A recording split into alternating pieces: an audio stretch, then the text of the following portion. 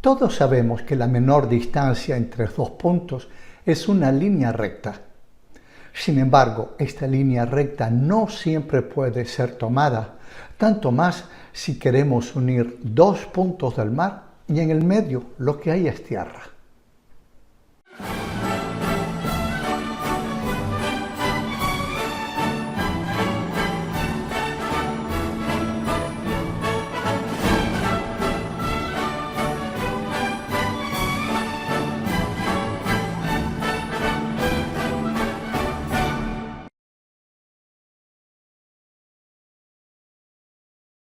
Para poder unir estos dos puntos de mar entre tierra, lo que podemos hacer es un canal.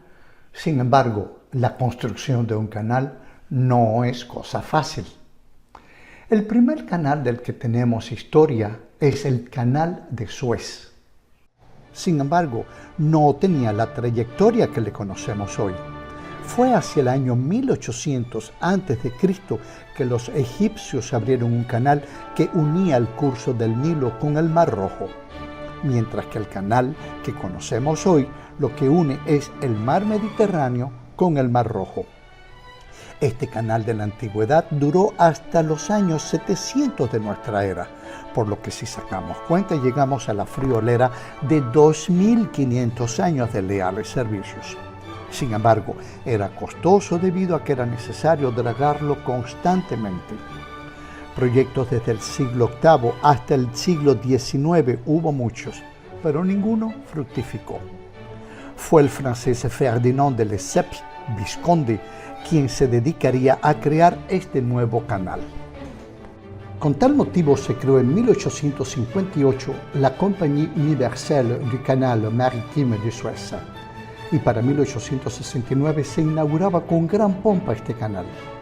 La madrina de la inauguración fue nada más y nada menos que la española María Eugenia de Montijo, emperatriz de Francia. La construcción no fue particularmente difícil, en la medida en que se tenía que crear este canal sobre arena. La construcción de este canal le dio un gran prestigio a Lesseps y a su compañía.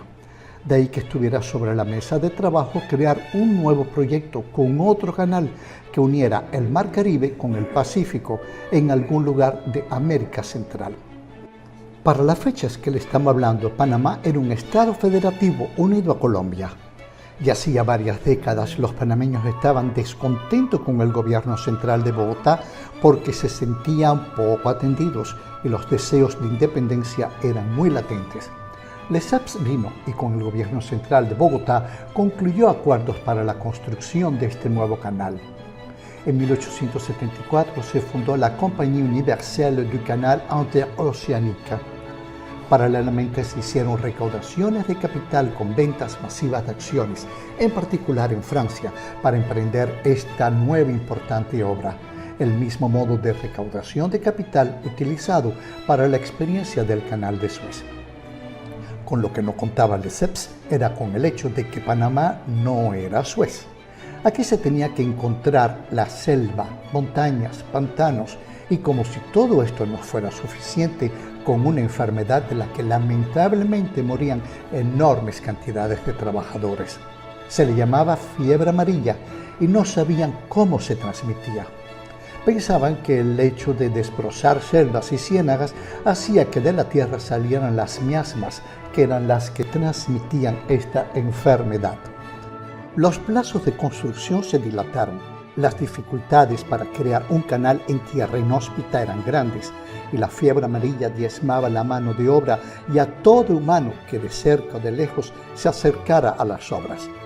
A pesar de haber lanzado la recaudación de nuevos capitales con la venta de nuevas acciones, llegó el momento en que la Compagnie Universelle du Canal Interoceanique se vio en la necesidad de que declararse en bancarrota. Los trabajos por parte de los franceses terminaron en mayo de 1889. En otra región del mundo, los Estados Unidos habían terminado su expansión de las 13 colonias originales hasta las costas del Pacífico, y a pesar de que los norteamericanos para 1869 habían logrado unir las dos costas de este y oeste por tren, Una buena conexión vía marítima era algo que resultaba de gran interés para el transporte de mercancías. Para 1903, los panameños, obviamente con ayuda extranjera, lograron separarse del gobierno central de Bogotá, creándose el nuevo país. A los 3 días, Estados Unidos reconocía la nueva nación y con sus tropas acantonadas en tierra panameña impidieron a los colombianos siquiera pensar en una recuperación por la fuerza. Se creó un nuevo tratado y en 1904 los norteamericanos recomenzaron la interrumpida construcción. Después de todo, ese istmo de solo 80 kilómetros de norte a sur era el camino emprendido antiguamente por los españoles en su vaivén de mercancías y riquezas entre España y los territorios de la costa occidental de América del Sur. Ya ese nuevo proyecto norteamericano tenía toda una serie de elementos a su favor. Para la realización de la parte técnica y de ingeniería, los norteamericanos contrataron especialistas en construcción de redes ferroviarias. Gracias al descubrimiento del cubano Carlos J. Finlay, se pudo contrarrestar los efectos de la fiebre amarilla con el control de los sitios de desarrollo del mosquito Aedes aegypti, vector de esta horrible enfermedad y de otras más. Por su parte, como durante los trabajos con los franceses, fueron habitantes de color de las islas del Caribe, en particular de Jamaica, quienes vinieron a prestar su mano de obra. Mucho aventurero también vino de otros países para trabajar en este magno proyecto. Este canal pudo haberse realizado en Nicaragua, sabiendo que una buena parte del trayecto entre el Caribe y el Pacífico habría sido ganada gracias al gran lago Cocibolca. Sin embargo, existía un francés, Philippe Champbaudet, que había invertido enormes cantidades de dinero en la primera etapa francesa de la construcción de este canal e insistía enormemente en que fuera Panamá el sitio seleccionado. Ante el Congreso de los Estados Unidos, el francés Bruno Barilla mostró un sello de correos nicaragüenses en el que se veía el volcán Momotombo en erupción. Así demostró que telúricamente Nicaragua no era un país adecuado para la construcción de este canal, aceptando el Congreso de los Estados Unidos continuar la construcción en Panamá. Después de 10 años de inmensos e incesantes trabajos, en 1914 se daba por terminada la construcción de este canal. Sin embargo, Panamá concedía a los norteamericanos amplios terrenos a ambos lados del canal. Es lo que se llamaba la zona del canal, territorio con jurisdicción norteamericana. Panamá, casi desde su nacimiento como república independiente, se veía dividida en dos. Gracias a varios acuerdos, la perpetuidad inicial que tenían los norteamericanos para la administración y el control del canal fue paulatinamente perdiendo importancia. Ya en 1967 se firmó un acuerdo definitivo entre los presidentes Jimmy Carter y Omar Torrijos para que el 31 de diciembre de 1999 de forma definitiva pasara este canal a administración y control de Panamá, adquiriendo al mismo tiempo la plena posesión de los territorios de la zona del canal.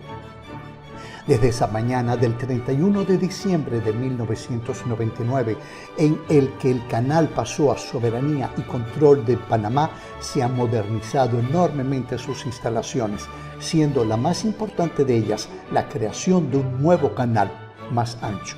Esto debido al hecho de que el antiguo permitía solo el paso a barcos con medidas específicas, los llamados barcos Panamax. Las características de los barcos Panamax son eslora o largo 291.1 metros, manga ancho 32.3 metros y calado profundidad 12 metros debido al tamaño de las esclusas. Al lado de estas magníficas esclusas de Miraflores se encuentra un moderno edificio, el cual aloja un museo que recoge la historia tanto de Panamá como de su canal. Y también hay un magnífico restaurante desde el cual usted puede ver el paso de los barcos mientras disfruta de un magnífico buffet y un excelente cóctel en mano. Es así que termino mi programa del día de hoy. Síganme por favor, denle clic a la campanita, así YouTube podrá informarles de los próximos programas que yo presentaré a su disposición. También denle like, para ustedes es gratuito y para mí de gran ayuda en la difusión de mi trabajo.